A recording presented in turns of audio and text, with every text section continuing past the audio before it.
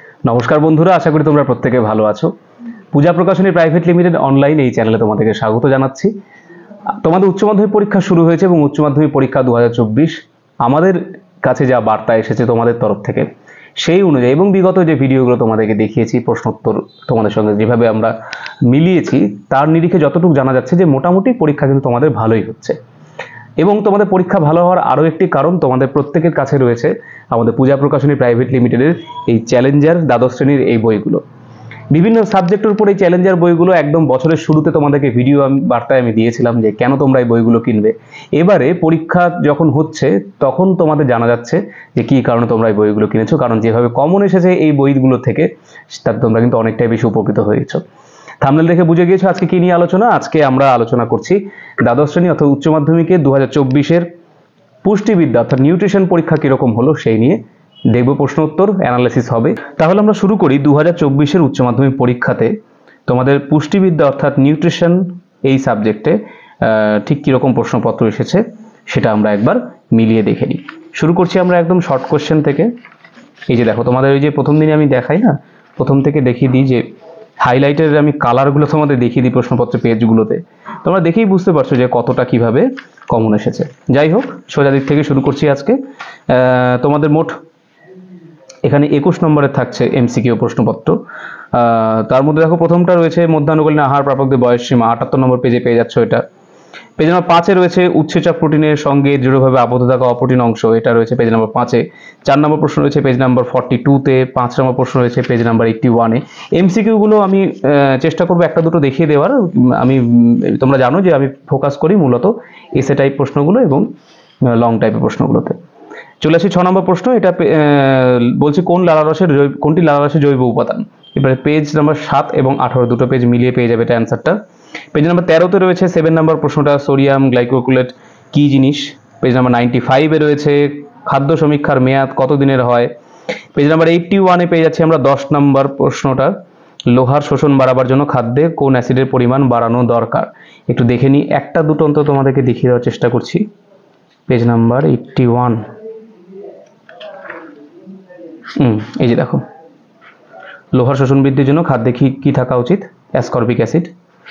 আমাদের অপশনের মধ্যেও রয়েছে অ্যাসকর্বিক অ্যাসিড। পেজ নাম্বার 81 এটা পেয়ে গেছি। আচ্ছা, পেজ নাম্বার 15 রয়েছে পেজ নাম্বার 41-এ, কোশ্চেন নাম্বার 15 রয়েছে পেজ নাম্বার 41-এ, আর 16 রয়েছে পেজ নাম্বার 43-তে। পেজ নাম্বার 46-এ পেয়ে যাচ্ছি আমরা 17 নম্বর প্রশ্ন, ব্রাইন। চলে যাই একটু চট করে পেজ নাম্বার 46। এই যে ব্রাইন বলতে কি বোঝায়, লবণ জল ব্রাইন। এই দেখো অপশনও রয়েছে পেজ নাম্বার 46।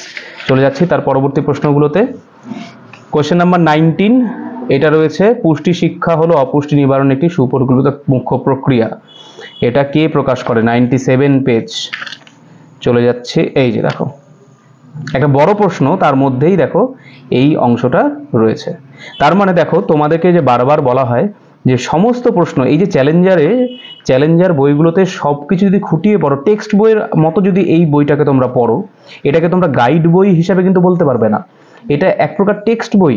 দেখো ভেতরে এটা একটা লং প্রশ্ন ছিল, পুষ্টি শিক্ষাকে বলতে কি বোঝায়, পুষ্টি শিক্ষার উদ্দেশ্য কি।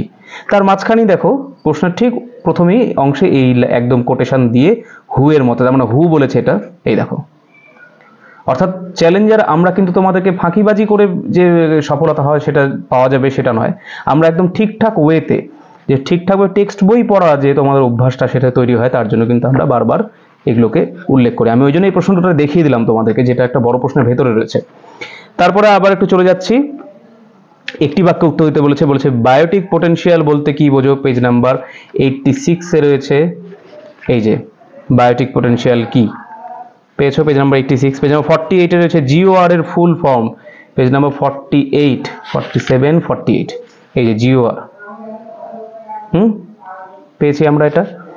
আচ্ছা, তারপর বলছে যক্ষা রোগের জীবাণুর নাম কি, পেজ নাম্বার 65, একবারে বেরিয়ে গিয়েছে।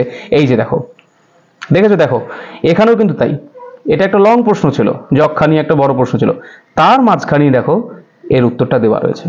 তার মানে প্রশ্নগুলো যদি ঠিকঠাক চ্যালেঞ্জার বইকে যদি তোমরা ঠিকঠাক খুঁটিয়ে পড়ে থাকো, তোমাদের প্রশ্ন উত্তর করে আসতে কোনো সমস্যাই হবে না। এনএনএমবির সম্পূর্ণ রূপটি লিখতে বলেছে পেজ নাম্বার 112-তে। আমি চলে যাচ্ছি এই যে দেখো লাস্ট পেজে দেখবে এরকম দেওয়া রয়েছে। আচ্ছা, একটা ওদের পিসিএম এর ফুল ফর্ম কোনো একটা প্রশ্ন রয়েছে, আমি এখানে দাগিয়ে রেখেছি, জানি না কোথায় রয়েছে ওটা, তো পরে পেলে তোমাদেরকে আরেকবার বলে দেবো।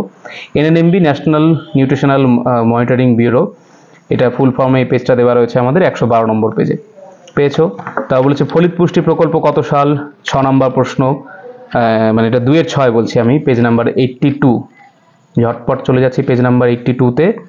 এই যে 1960 সালে ওড়িশাতে। আশা করি তোমরা উত্তরগুলো ঠিকঠাক লিখেছো প্রত্যেকে। অনুপূরক খাদ্য বলতে কি বোঝায়, পেজ নাম্বার 99। এরপরগুলো আমি সব পেজ নাম্বারই বলবো। এই দেখো অনুপূরক খাদ্য পেয়েছো প্রত্যেকে। এরপরগুলো আমি একটু পেজ নাম্বারই বলি, হ্যাঁ, নইলে সবটা কভার করতে পারছি না। আচ্ছা, এই 9 নম্বর প্রশ্ন, কোন প্রকার খাদ্যে এসডি এর মান সব থেকে বেশি, পেজ নাম্বার 15-এ পেয়ে যাচ্ছ। 11-এর অথবাটা এসেছে, 3D রোগ কি, কোন ভিটামিনের অভাবে হয়, এটা পেয়েছি আমরা পেজ নাম্বার 78-এ। চোখের কোন অবস্থার জন্য জেরপ্থ্যালমিয়া হয়, এটা তোমার রয়েছে 13-এর অথবা, পেজ নাম্বার 82-তে। চলে যাচ্ছি পরের পেজে। সিডিপিওর ফুল ফর্ম লিখতে বলেছে, পেজ নাম্বার 85। চলে যাই পেজ নাম্বার 85-এ ঝট করে। এই যে CDPO, child development project officer. আচ্ছা, তারপরে বলেছে পিসিএম, এই যে একটু আগে তোমাদেরকে বললাম না পিসিএমটা কি এখানে দেখলাম, এই পিসিএম, এটা পিসিএম এর ফুল ফর্ম, এটা 112 পেজ নাম্বারে রয়েছে। চলে আসি আমরা এবার 3 নম্বর প্রশ্ন থেকে। এখানে দেখো বর্ণনামূলক প্রশ্ন রয়েছে, হ্যাঁ, 5-35 নম্বর রয়েছে তোমাদের জন্য। প্রথম প্রশ্ন বলছে ইএমপি কি, দেখো আমি বের করেই রেখেছি, পেজ নাম্বার 37-এ রয়েছে। ইএমপি পথে সম্পূর্ণ নাম, অপর নামটা লিখতে বলেছে, মানে গ্লাইকোলাইসিস নামটা লিখতে হবে তোমাদেরকে। আর বলছে কোথায় হয়, পদ্ধতির সর্বশেষ পদার্থ কি, সম্পূর্ণ বিবরণ দিতে বলেছে। এই যে দেখো ইএমপি কেন, একদম রেখা মানচিত্র দিয়ে পুরো বর্ণনা কিন্তু রয়েছে, এটা পেজ নাম্বার 37-এ রয়েছে। এতটা পর্যন্ত লিখতে হবে এটা। আচ্ছা, এর অথবাটাও দেখো, ও বাবা, পরের পেজেই রয়েছে এর অথবাটা। এই যে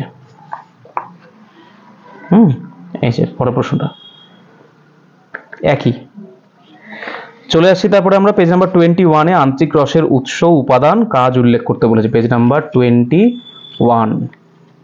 এই যে পিত্তরস, এই আন্তরিক রসের উপাদান, কার্য সংক্ষেপে আলোচনা করতে বলেছে, পেজ নাম্বার 21-এ পেয়ে যাচ্ছ। ঠিকঠাকভাবে নিশ্চয়ই তোমরা লিখে এসেছো, কমেন্ট সেকশনে জানাবে কিন্তু। আচ্ছা, সি নাম্বার প্রশ্নটা বলেছে মৌল বিপাকীয় হার নিয়ন্ত্রণকারী উৎপাদনগুলি লিখতে বলেছে। 18 বছরে একজন শিক্ষার্থী টিফিনে এত ক্যালোরি। আচ্ছা, এটা রয়েছে পেজ নাম্বার 30-তে, পেজ নাম্বার 30-তে। এই যে বিএমআর রেট রয়েছে, ঠিক আছে। এবার এগুলোর পরে পরেই এই ম্যাথগুলো করে দেওয়া রয়েছে, যে কত ক্যালোরিতে কি প্রোটিন থাকলে বা টিফিনে কতটা কার্ব প্রয়োজন, সেই ধরনেরগুলো তোমরা পরবর্তী প্রশ্নগুলোতেই পেয়ে যাবে। চলে আসি পরের ডি নাম্বার প্রশ্নটা, পেজ নাম্বার 94-এ পেয়ে যাচ্ছ। রক্তাল্পতার সংজ্ঞা লিখতে বলেছে, পেজ নাম্বার 94। এখানে রক্তাল্পতা বলেছে, এখানে অ্যানিমিয়া বলেছে, ব্যাপার একই। এই পেজ নাম্বার 94-এ তোমরা পেয়ে গেলে এটা। ও, এর পরের পেজেই রয়েছে, তাহলে আর বইটা বন্ধ করে লাভ নেই। পেজ নাম্বার 95-এ রয়েছে, দেখো এখানেও পরপর প্রশ্ন, এখানেও একটা পরপর প্রশ্ন। ই নাম্বার প্রশ্ন, খাদ্য সমীক্ষা কি, যে কোনো দুটো খাদ্য সমীক্ষা পদ্ধতির সুবিধে অসুবিধাকে আলোচনা করতে বলেছে। দেখো সেম প্রশ্ন, খাদ্য সমীক্ষা, মানে এখানেও দেখো পরপর প্রশ্ন, খাদ্য সমীক্ষা কি, পদ্ধতির সুবিধে এবং অসুবিধে আলোচনা করতে বলেছে। পেজ নাম্বার 95-এ পেয়ে গেলাম আমরা এর উত্তরগুলো। তাহলে মোটামুটি তোমাদেরকে দেখিয়ে দিলাম, দেখো যে কিভাবে পুষ্টিবিদ্যা 2024, অর্থাৎ উচ্চ মাধ্যমিক পুষ্টিবিদ্যা 2024 নিউট্রিশন পরীক্ষায় তোমাদের কতটা সহায়তা করেছে চ্যালেঞ্জার এই বইটি। আজকের মতো এই পর্যন্তই, দেখা হচ্ছে আবার অন্য কোনো ভিডিও নিয়ে, ততক্ষণ প্রত্যেকে ভালো থাকবে।